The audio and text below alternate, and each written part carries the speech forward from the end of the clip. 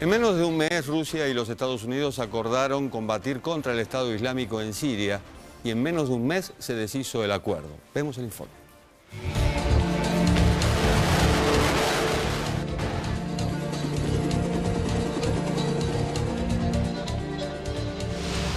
Estados Unidos y Rusia pasaron en el lapso de un mes de acordar un plan de acción conjunta para terminar con la guerra civil en Siria y erradicar a Estado Islámico al peligroso estado actual de tensión en el que se incrementó la probabilidad de una confrontación directa. En efecto, el alto el fuego sellado entre ambos países el 12 de septiembre pasado duró apenas una semana. Un gesto de buena voluntad para viabilizar una tregua humanitaria y no como respuesta a las críticas occidentales por la brutalidad de los ataques aéreos, según el Kremlin. Las operaciones de bombardeos conjuntos nunca se llevaron a cabo en medio de acusaciones cruzadas de ataques a blancos civiles. Working together, Russia and the United States and our teams.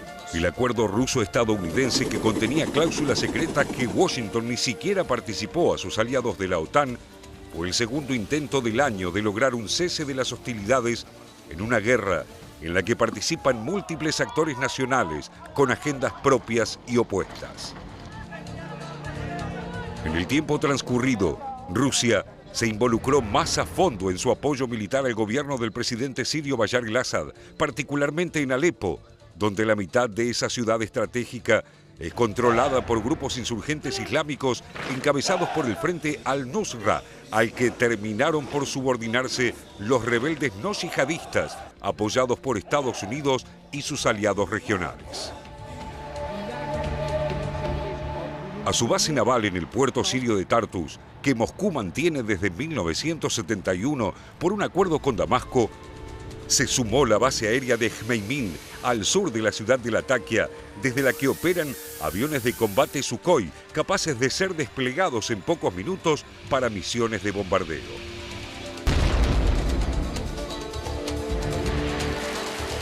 Para reforzar aún más lo que parece un asalto final contra la oposición armada que busca derribar al Assad, Putin ordenó enviar hacia el Mediterráneo parte de su flota del norte y la mayor parte de la flota del Báltico, incluyendo su único portaaviones, el almirante Kuznetsov, una concentración de fuerzas inédita desde la Guerra Fría. Además, el Kremlin terminó de equipar en este último mes en todas sus instalaciones en Siria las baterías de misiles S-300, consideradas entre las más eficaces del mundo en su tipo, que pueden detectar y derribar decenas de blancos simultáneos a cientos de kilómetros de distancia, sean estos aviones o misiles. Este recurso militar estableció de facto una zona de restricción aérea o no-fly zone sobre el área occidental de Siria, lo que constituye una amenaza directa al poder aéreo estadounidense. En este sentido, el canciller ruso, Sergei Lavrov, lanzó una clara advertencia a Estados Unidos, asegurando que si ese país decidía emprender ataques aéreos contra instalaciones del gobierno sirio, se lanzaría a un juego muy peligroso, ya que Moscú está en Siria por invitación de Damasco y dispuesto a proteger sus tropas y las de sus aliados. No fue la única señal de alarma. Turquía advirtió esta semana del riesgo creciente de una confrontación entre Rusia y Estados Unidos en Siria, lo que derivaría en una guerra regional y hasta global. Y varios medios rusos compararon en los últimos días la volatilidad de la situación siria con la emblemática crisis de los misiles de 1962, calificándola dramáticamente de antesala de una tercera guerra mundial.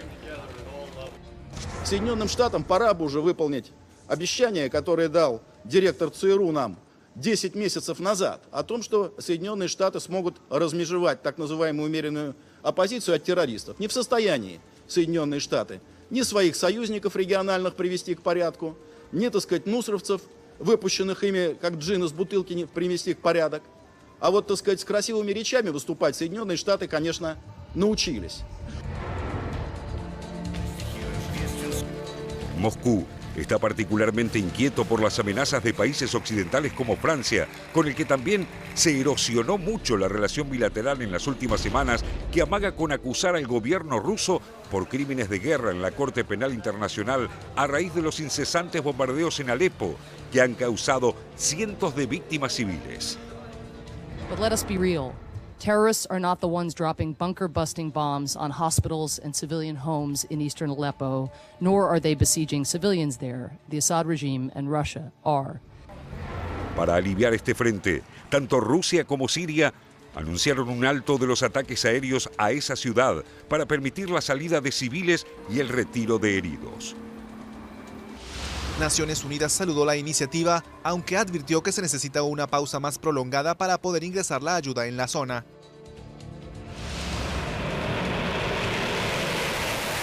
A pesar de los despliegues militares, Washington y Moscú continúan los contactos diplomáticos en Ginebra para intentar frenar la escalada. Los rusos ofrecen prolongar el cese del fuego si Estados Unidos y sobre todo Arabia Saudita y Qatar convencen al Frente al-Nusra, un afiliado de Al-Qaeda, de la habilidad de resistir en Alepo y abandonar sus posiciones allí.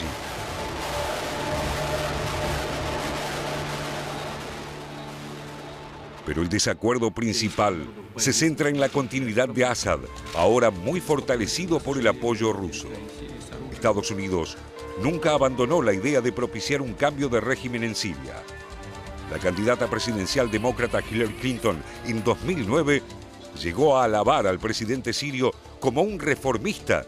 Ya anunció que de llegar a la Casa Blanca persistirá con la idea de su remoción, aún cuando está a la vista que en la actual relación de fuerzas los estadounidenses no disponen de medios claros para lograrlo y el riesgo de un choque directo con Rusia es más elevado que nunca.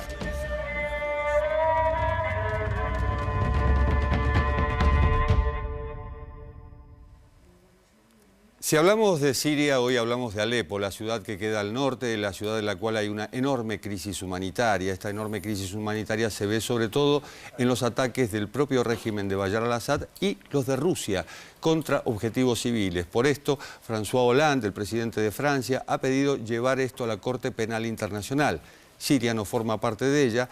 Habría que pasar al Consejo de Seguridad de las Naciones Unidas. En el Consejo de Seguridad de las Naciones Unidas está el veto de Rusia. Pero para entender todo esto tenemos un invitado, es Alberto Hüschenmeyer-Reuter, que la verdad es que nos honra, doctor en política internacional, en relaciones internacionales, autor de 2 libros sobre la política rusa. Uno de ellos es La gran preocupación. Perturbación. Bueno, estamos perturbados y preocupados por lo que ocurre con Rusia hoy. ¿Cómo ve usted esta situación? Además, Rusia puesta en todos los escenarios internacionales importantes hoy, elecciones de Estados Unidos, OTAN, Unión Europea, Siria.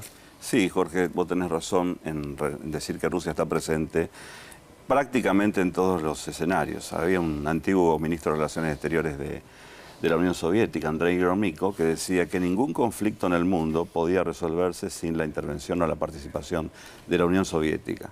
Yo diría que la Federación Rusa hoy no tiene esa escala de participación, pero en relación a la década del 90, sin duda es un actor preeminente que ha construido poder.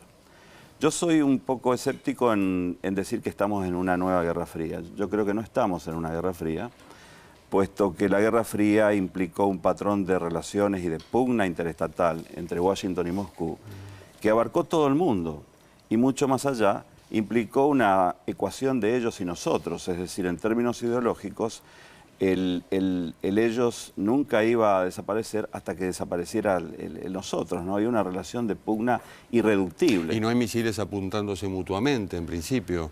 No hay misiles apuntándose mutuamente, pero yo diría que puede existir una relación quizá menos viable actualmente o menos segura en el campo de la seguridad nuclear.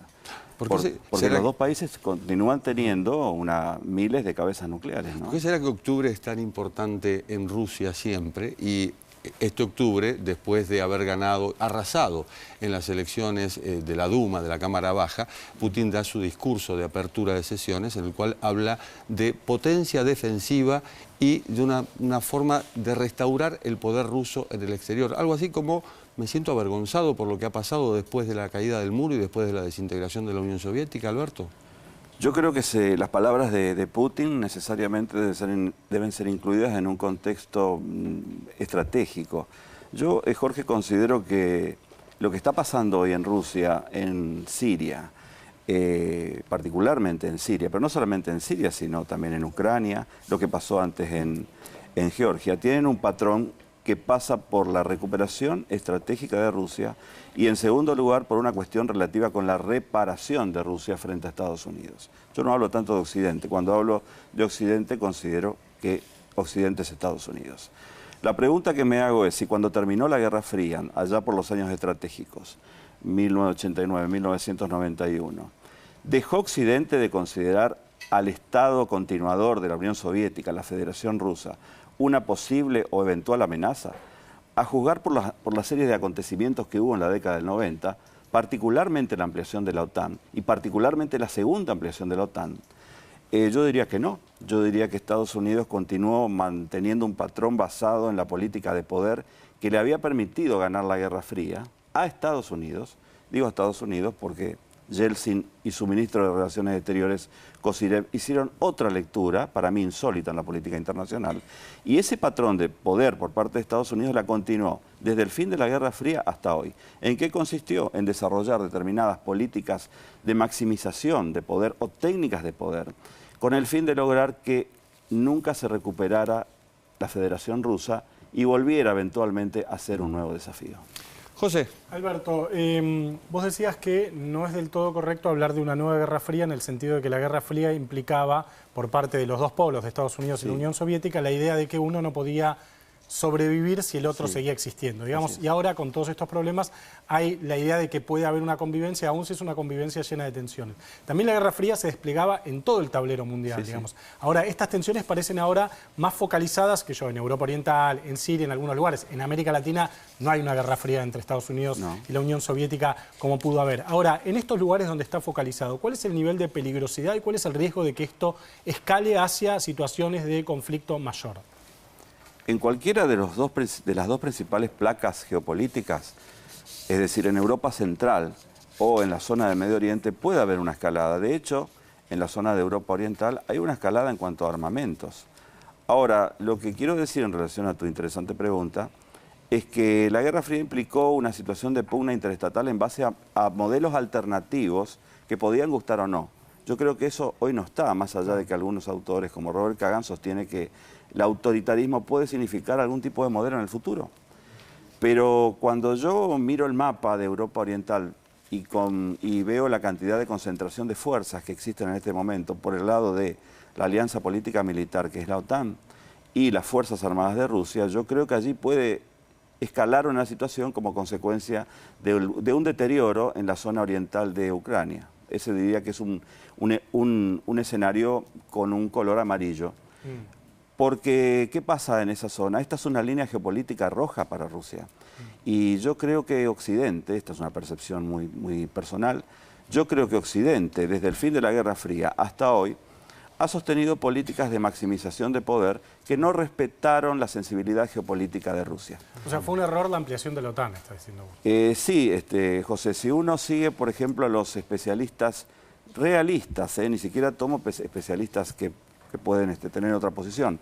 Los principales pensadores realistas en Occidente, por citar uno, John Mearsheimer, por citar otro, Henry Kissinger, por citar a Ben Scowcroft, por ejemplo, ninguno aprobó la ampliación de la OTAN hasta límites que implicaran agitar el patrón geopolítico protohistórico de Rusia.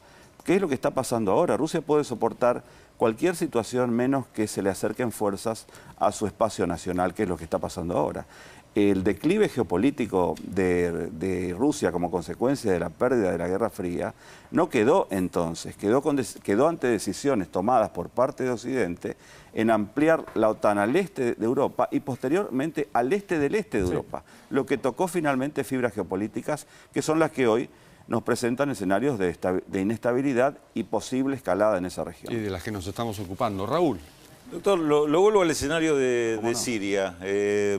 Algunos acontecimientos de los últimos días marcan, además de la presencia de Rusia, Estados Unidos, también de Turquía, digamos, la recuperación del control de la ciudad de Davik por parte de tropas rebeldes sirias, pero con apoyo de armamento y militar de Turquía. El propio portavoz de Erdogan daba cuenta de la recuperación de esta ciudad, es decir, recuperada de manos del Estado Islámico, me refiero, e inclusive hablaba de la estrategia que va a seguir este grupo, extendiéndose a otras ciudades del norte de Siria y al norte de Alepo, una forma de proteger sus propias fronteras, Turquía, dentro del territorio sirio. Además de este movimiento que daba cuenta el informe que acabamos de ver de tropas de Rusia hacia la región. ¿Qué es lo que puede significar esto? ¿Qué es lo que se puede esperar de una situación que parece cada vez más convulsiva?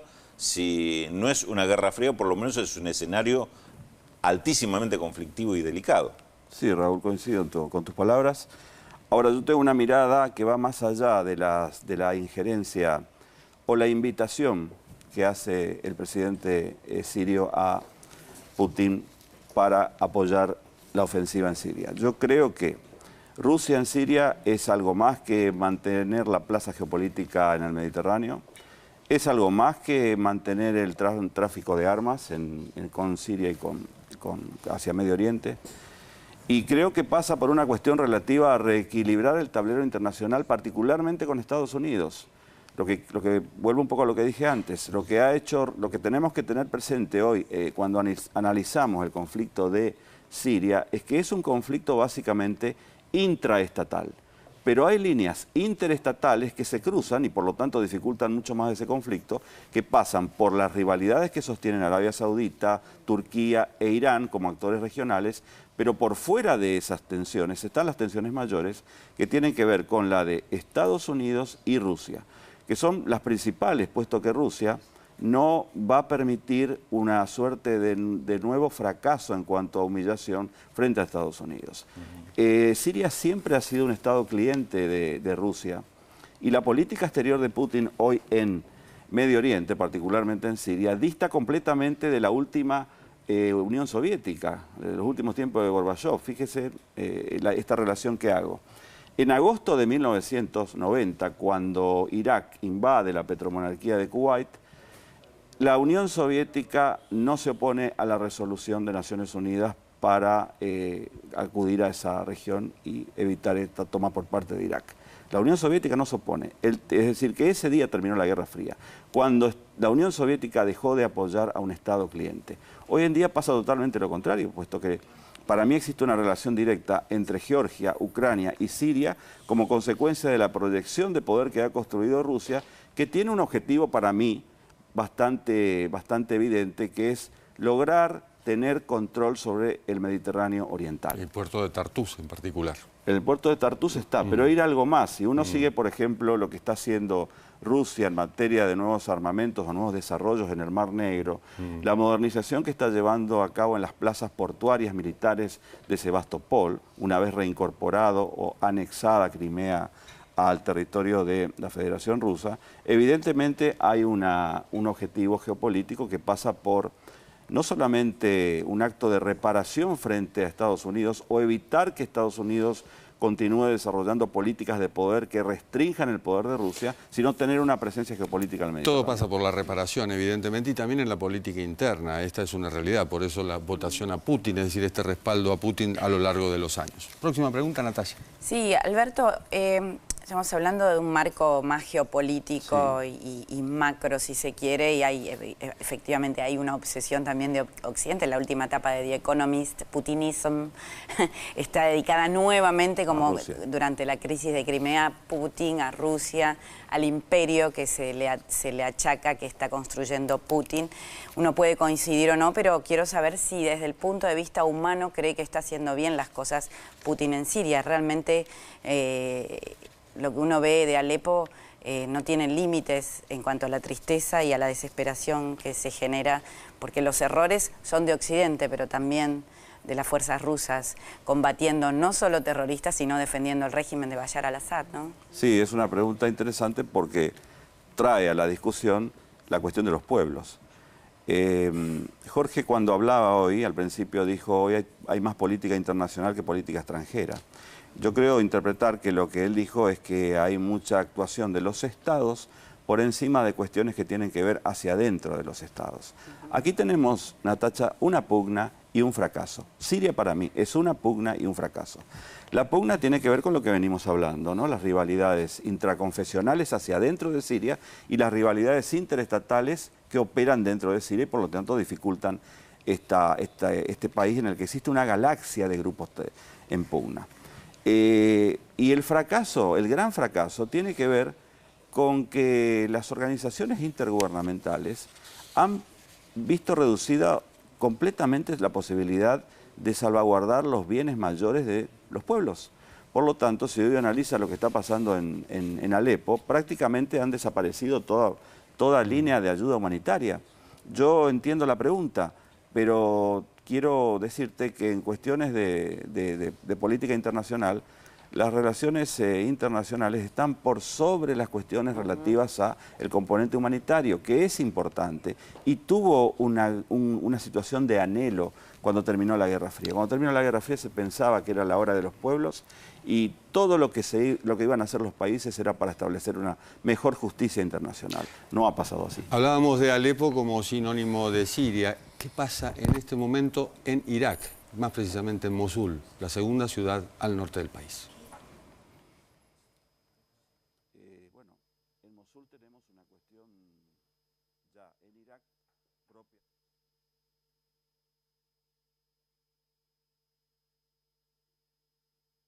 Del grupo Estado Islámico en junio de 2014, cuando los yihadistas proclamaron ahí su califato. Con una población estimada de 2 millones de personas antes de la guerra, en su mayoría árabes sunitas, la ciudad tiene una importancia estratégica. Controla las rutas comerciales del norte, especialmente una vía clave hacia Siria y su segunda ciudad, Alepo. Otras rutas conducen a Turquía y Bagdad, a 350 kilómetros al sur, mientras que la represa más grande del país, actualmente controlada por las fuerzas kurdas, se encuentra a 50 kilómetros al norte. La base aérea de Kayarak, a 60 kilómetros al sur de Mosul, fue recuperada por las fuerzas iraquíes en julio de 2016. Decenas de miles de personas han huido de los combates al sur de Mosul en los últimos meses, mientras que el impacto de la batalla de Mosul podría obligar a huir hasta 1 millón más según la ONU. Y la gran duda, ¿qué es lo que pasa en este otro foco de conflicto, Alberto, que evidentemente es una herida que no se cierra y en la cual está el Estado Islámico como también está en Siria? Así es, Jorge, y yo creo que si el Estado Islámico está en Irak y está en Siria es porque ha desaparecido el Estado iraquí.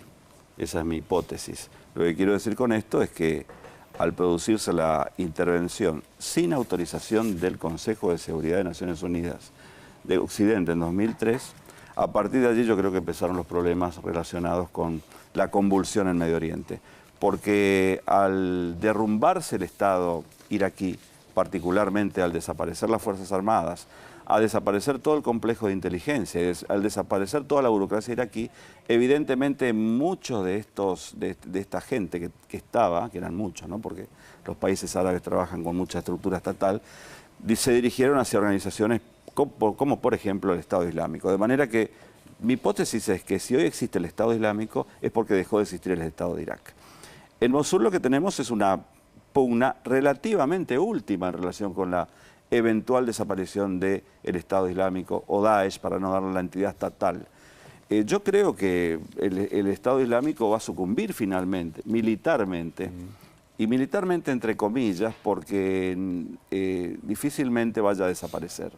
O sea, veo que algunos especialistas incluso consideran que la posible derrota, entre comillas, porque difícilmente se llega a la derrota del ISIS, porque ellos pasan a la clandestinidad. Es un tipo de actor que tiene un desarrollo, una ecuación militar que consiste precisamente en desactivar su presencia cuando está en debilidad. Yo creo que la desaparición del ISIS de Mosul, por ejemplo, no va a implicar que Irak continúe estable, puesto que aquí existe una pugna interconfesional entre chiitas y sunitas, más otros grupos, que va a continuar. Y allí fue justamente en Mosul donde al-Baghdadi proclamó el califato. Esto fue en 2014. Vamos a continuar hablando de este tema, agradecidos desde luego, Alberto, por la visita, que por supuesto se reiterará próximamente para seguir hablando de estos temas, en especial de Rusia.